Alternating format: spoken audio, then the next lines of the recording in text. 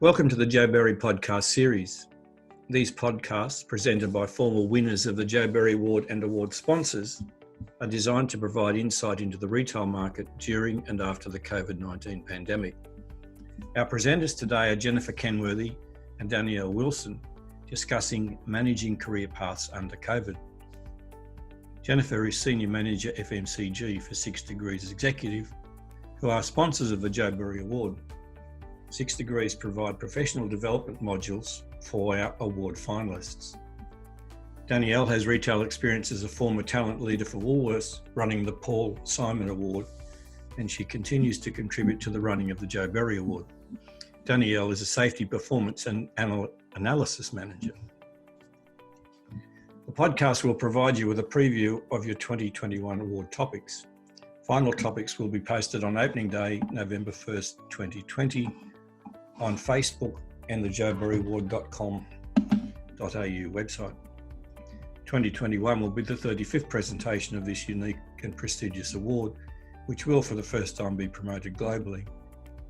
The Joe Berry Award podcasts have the objective of getting you involved and ready to register in November.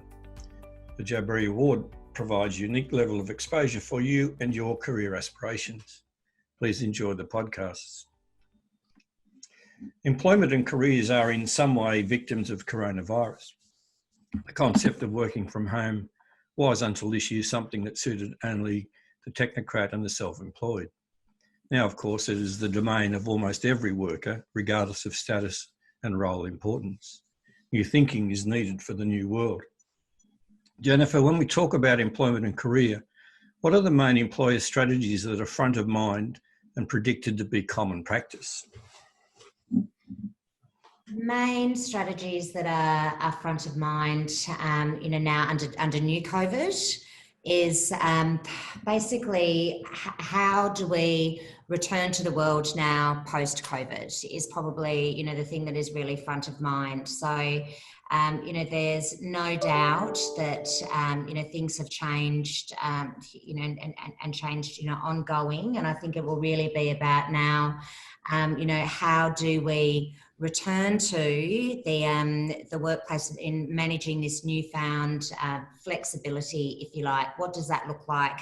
What does that mean for businesses in terms of culture, in terms of learning and development, in terms of hiring, recruitment, all of those sorts of things. I think that's definitely front of mind at the moment, and when businesses are thinking about, planning now into the future, what workplaces will look like, the physicality of those, what workplace cubicles will look like, what, workplace common areas will look like under new COVID safe and return to work. And again, sort of what the impacts of that will be on the culture of organisations and everything from a team perspective.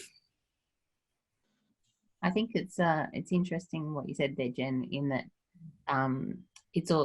because it will become the new normal. It's also looking at how much office space you need and what those offices look like and how often you'll actually see your co-workers. If there's this roster system that you have a team physically together if they're on this roster system of we can only have so many people in the office, or whether businesses we've seen are actually downsizing their offices and reconsidering, do they need an entire building? Can they drop to a floor or 2 floors as a result of these changes with flexibility coming into it?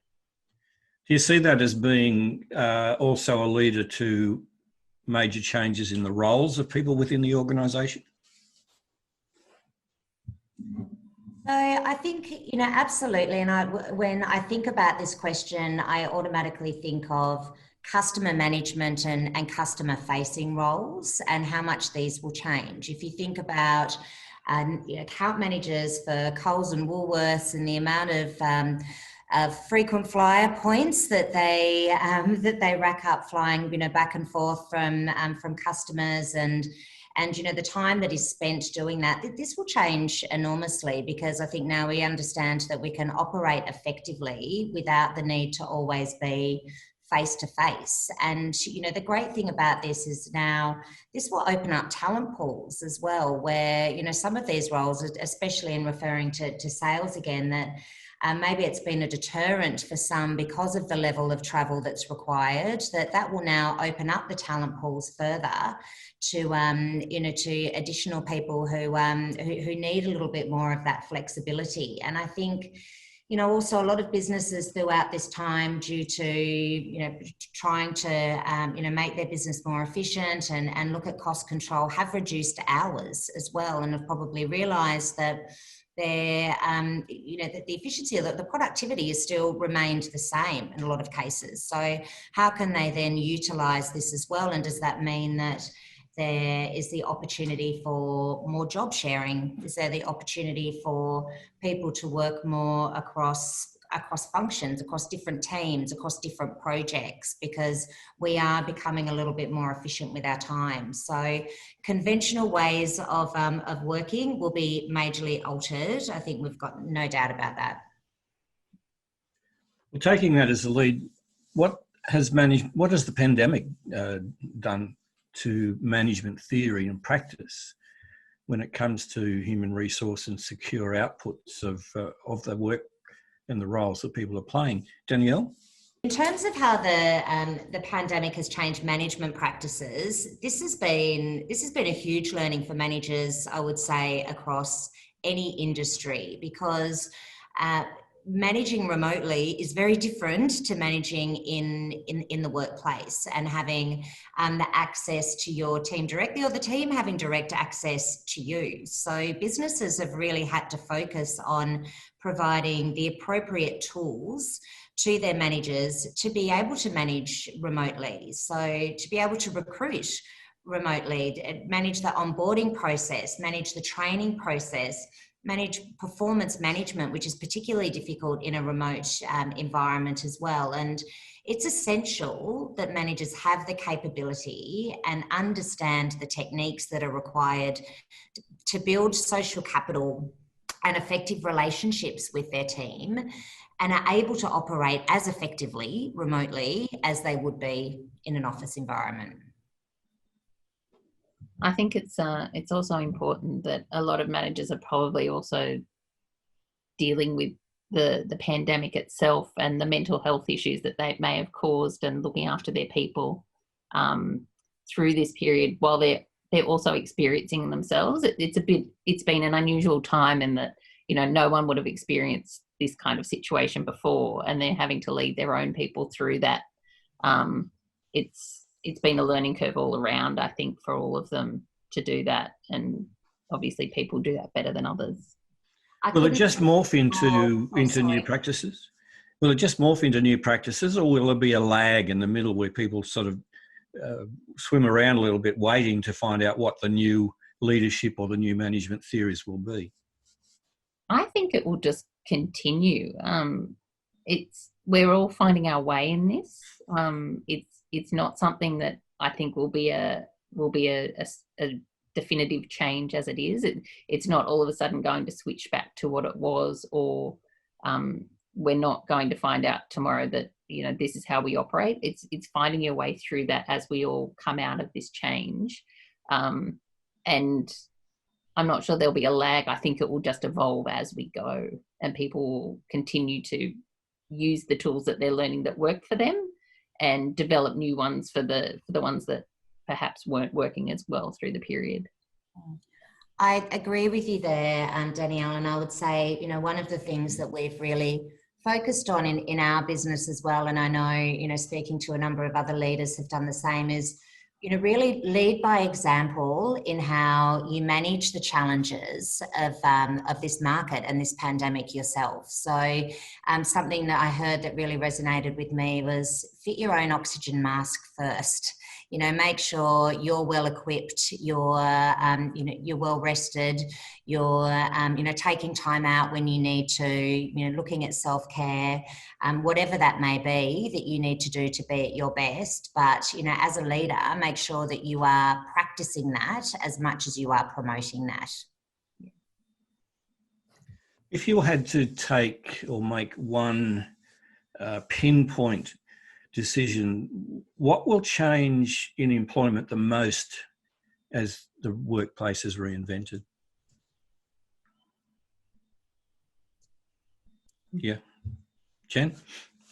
So, I mean, the obvious one is the flexibility, really, and the need to be, in the office from 8:30 till 5:30, Monday to Friday, is no longer. I don't think there's really anyone that I've spoken to, either candidate or employer, who doesn't share the view that that this will change, and we've all seen the benefit of not commuting into the office every day, and what that means for us from a balance point of view and family and slowing down. But it will be another thing to actually go back in and start to live that and see, again, well, what does that mean doing 2 days in the office, 3 days at home, or vice versa? So I think, that's going to be one of the biggest changes. I think we will probably also see an increase of freelancing and contracting and more project-based resourcing that will happen as well. And, again, that will give the opportunity for businesses to be less bound by, geography, and be able to open themselves up to, more skills. And that might be, internationally as well as nationally. So I think that we will definitely see a change there as well. I think the way that we interact with customers, though, will probably be one of the largest changes. Again, I referenced the travel previously, how much face-to-face we're doing, as opposed to now more of the virtual discussions and the virtual meetings, and understanding how much can actually be achieved in that forum, and in a much more efficient way. Danielle? I'd agree with Jen on the flexibility. I think it probably progressed what all industries have been talking about for a long time, that flexibility was coming and that it was required, and that it benefited our businesses. And I think that the pandemic has just progressed that, from people hoping it would happen to it being partial, some people working part-time, that type of thing, to this broader thinking of, what do your hours look like? Where does your location look like? Do you need to be, can you do your role from another state with the rest of your team somewhere else? Can you do, what does flexibility actually look like? It's no longer restricted to, I job share, or I work part-time, or anything like that. It's become this broader piece that it's been progressed because of the pandemic, but also I think people are now flipping it themselves and saying, well, what does that look like when I go back to work? And if my employer isn't willing to continue that and keep it going, do I want to look for something else that will offer me that? Because there appear to be plenty of businesses that are progressing that way and not shutting it down. I think that's an excellent point, Danielle, because I think, there were already some businesses that were key standouts from a cultural or employee value proposition, in the fact that they did flexibility well, and they, offered their employees the ability to work from home, or, wherever it is that they choose. Now that this is going to become much more of the norm, there will ultimately be pioneer businesses who will stand out, that they are, really leading the way. And there will be other businesses that will test and learn, and some things will fail. And, maybe they might start with looser, around, what it means to actually be in the office, and how many days do you have to be there, and are there mandatory days? And we have to move through this. This is new for everybody. So, and it's not going to be a one size fits all. There's, huge implications, as we mentioned before, from a cultural aspect, making sure that people are communicating and engaging outside of their immediate teams, making sure that those that need more development are getting it, in their environment, working independently. So there's a lot of factors to consider in that. And I think there will be a lot of trial and error before we move to the perfect solution. Sorry, Keith, I was just going to say, I think the development piece will be interesting, because it's probably been a little easier to be siloed during this time. You can fall into your own team and check in with those people, but maybe the people that you used to see face to face in the office and just ask, how's it going? What are you working on? You're not having those type of interactions.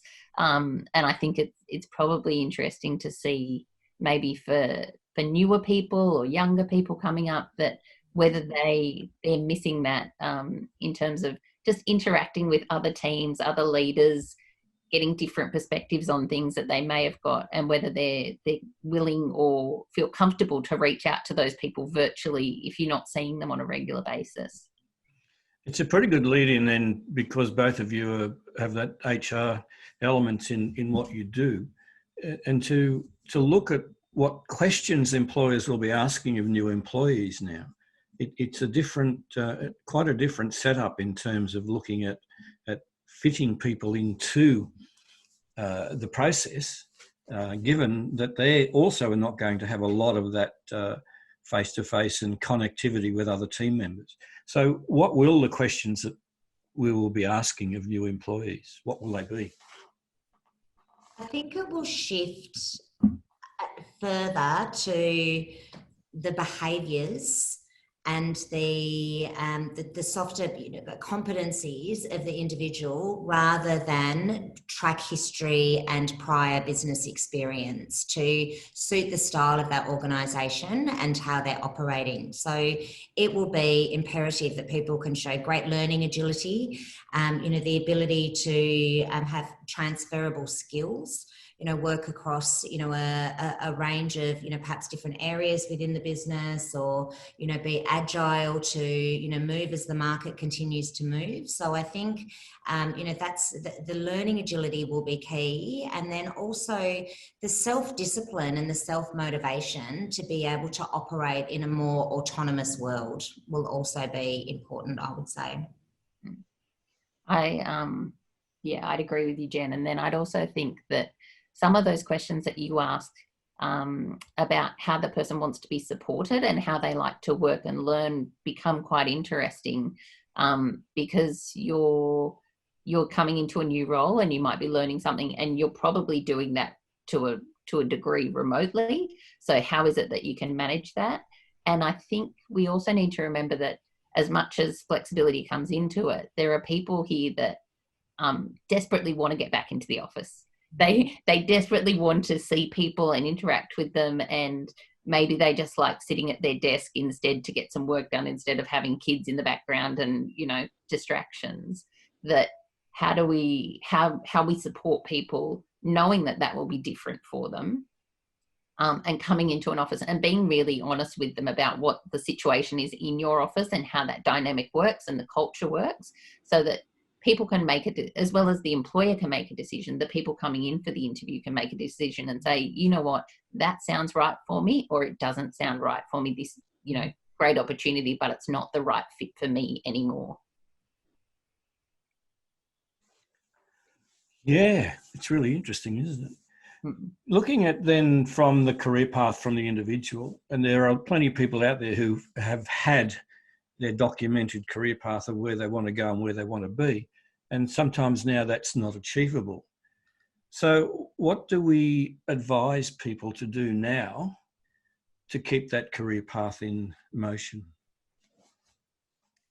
So I think, what has happened to career planning or, career development in a lot of cases over the last 6 months is it's really been about the risk assessment, whether that's, internal or external. And I think, candidates have really been asking, is my job safe? Do I just have to hold tight for the moment, be cautious to change, don't push the boundaries too much internally. So they've probably been happier to sit tight, rather than, really focus on, what comes next. But I think there's a bit of confidence that's returning around that now. And, maybe the blinkers have been removed slightly as we hopefully enter into a more confident market. And, especially if we think about if we refer to, say, FMCG, where our business is heavily weighted, there has been really great activity levels in some of those,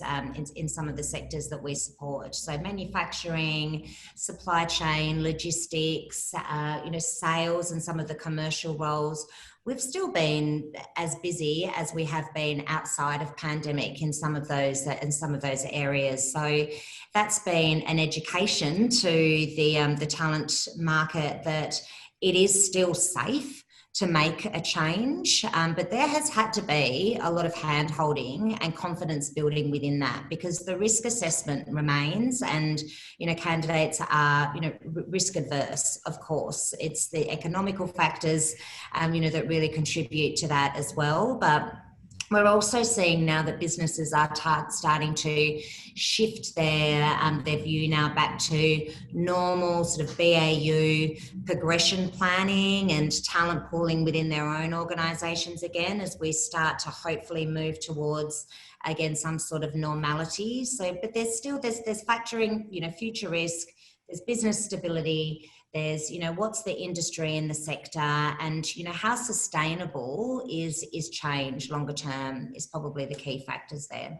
And I think from the individual perspective as well, if you're coming at from that other side, is just saying, well, what is it that I come out of this ginormous period of change in the world, in my work, potentially in your home life? What is it that I want?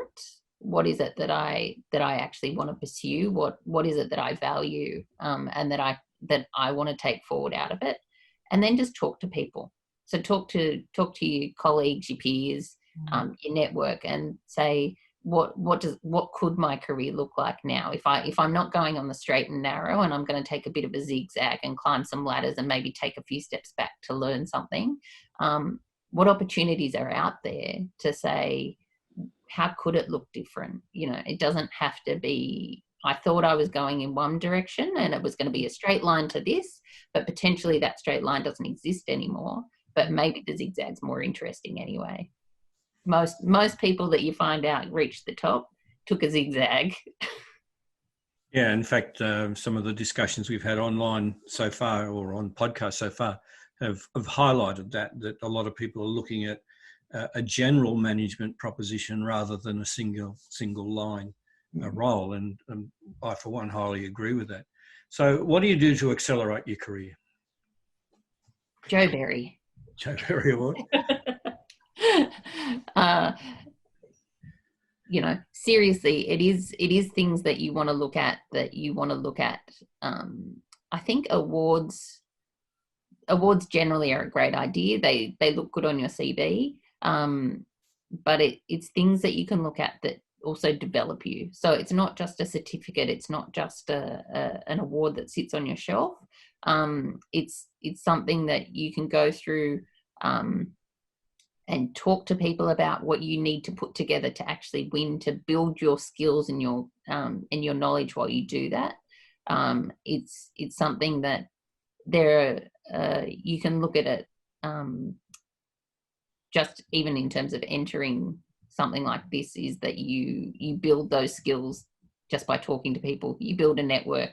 Having been involved with Joe Berry now for a long time, that was the one thing that I always heard from people that were entering back in my Woolworths days, from store level up. It was, I met people just by entering. I had to ask questions, and did you know that my area manager or my business manager or someone is now talking to me and interested in me and developing me, that I would never have met before.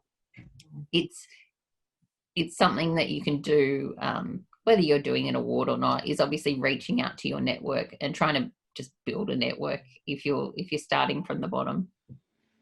I couldn't agree more. Again, Danielle, around that, on the building your network well, internally and externally, and the opportunity that Joe Berry gives you to do that, of course, is so important. You need authentic stakeholder connections and a variety of those to help with your mentoring and your development. And further to that, and your question, Keith, I think an openness to continuous learning, and nominate yourself within your business to get involved in different internal projects or lead specific initiatives. Anything that gives you the opportunity to move out of your direct team and gain exposure across the business is excellent for progression opportunities, and upskilling at the same time. So I think we talked about networks, but I really think it's important to have external coaches from your business as well as internal coaches. So make sure that you're getting a broader career view outside of purely what your career view is within the organisation that you're currently employed with. Not taking a linear approach to career, and your point earlier, Keith, about getting breadth in your career rather than just the one-dimensional trajectory to development. I mean, that is hugely important. It's something that we're coaching, candidates on all of the time. And, I think that one thing that is really key as well is you really need to understand your own narrative and your own strengths and, what's your elevator pitch as well, what's your career drive and objective, and then alongside of that as well, what are your areas of development, but how do you use those again to your benefit in building relationships with people who help you fill those gaps as well, I think is hugely important. Yeah, it's interesting you were talking about people outside of your organisation. I once had a mentor that was totally outside of retail, and it gives you an interesting perspective of someone that can actually ask you questions and challenge you on things that feel really normal and that you don't necessarily question for yourself until you're having those conversations with them just about what you're doing, what you're working on, where you see things going, is that they're the ones that will say, why do you do it that way? Have you thought about this? They can often challenge you on things that feel normal and also feel normal to people within your organization. And again, take you off that straight line, direct path to maybe a bit of a zigzag that, you see other opportunities that weren't there before. Yeah. One of the big parts of the Joe Berry Award is the ability to have mentors. And we offer the services not only of some of the key executives in our judging panel, but most of our alumni, our former winners, are more than happy to talk to people about the career and what award like Joe Berry has done for them. It's always interesting to hear the alumni talk about their experience and the fact that they want to keep coming back to the award and want to be involved in it. You look at someone like Bernie that was the original winner, and he still wants to be involved in it 35 years later. That says something about the development that he obviously received from being involved and that he has been able to offer other people. It's a way, I guess, that it's an award that he that offers the mentors something as well as they progress down that path. They've gone from being the winner, the young person that needs development and that is moving up, to then the person that can offer their own advice and develop the next generation of retail executives that they obviously enjoy, and it's quite fun to watch from being involved.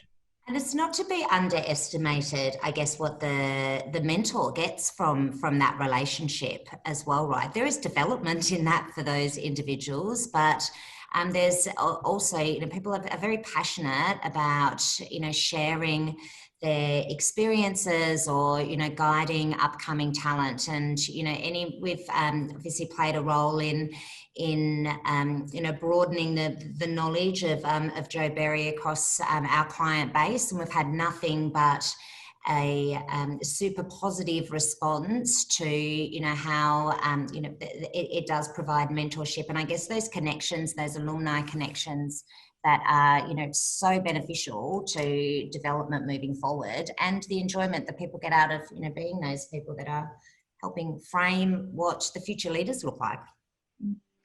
Our following podcasts include leadership and finding new policies and on how to develop an award entry from scratch.